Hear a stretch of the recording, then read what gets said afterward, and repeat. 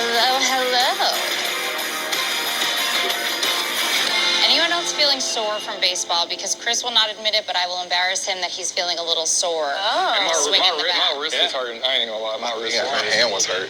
Your hand? I was the, what was it, liquor lab or something like We that? were mixologists. There you go. If you guys need an espresso martini, we got it.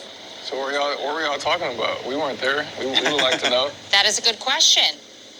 You know, a little bit of girl talk, so we can't tell you everything that was said, but I think feelings were expressed in a way that we don't always feel comfortable expressing in front of our husbands.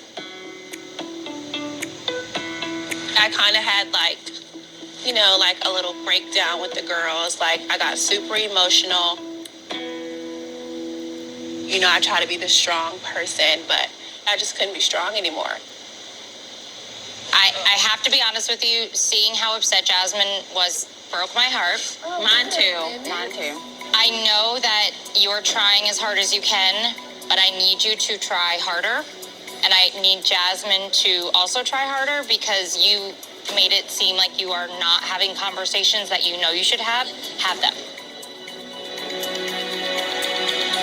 This is something I have learned through this process. Being vulnerable makes you strong. It does not take weak. that strong woman and make you weak. Right. Like, the worst thing would be to just internalize it and then let it build and build and build, and then it just blows up. Everybody struggles with something. It's always going to be something. You know, I've shared like things with Gina. Like, I had one of my best friends had a mental illness, and he ended up taking himself out because of it, and nobody knew about it. And it was just like one of those things, like, if I looked back and knew about it, I would harbor an atmosphere where he'd be comfortable to talk about it, but I never knew. I had a friend in college, same thing. He just hid it from everybody, so it sucked, man. And it was really hard for us. So. Yeah, suffering in silence.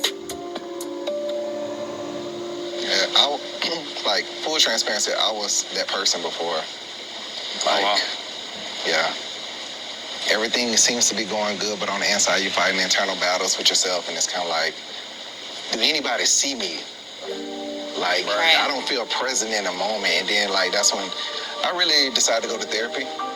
And in that moment, it was kind of like, okay, like, I get to unlearn some of these bad habits that got me thinking this way, and it was kind of like I was going through it in silence.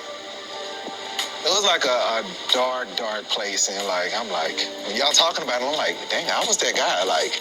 Yeah. But, you know, life has a special purpose, and, you know, like, I'm just gonna live. Cheers to that. Cheers to living. Living life to the fullest. Cheers to living.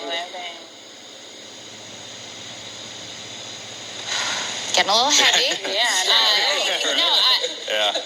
It's like a mini therapy session. I know. I feel like I started that, so I am going to close the loop and say this is always a safe space. Yeah. Shaq, thank you so much for sharing that, and we are also thankful that, you know, you were able to overcome that, and I'm sure, you know, feelings come and go, so it's not like it's just gone in your past.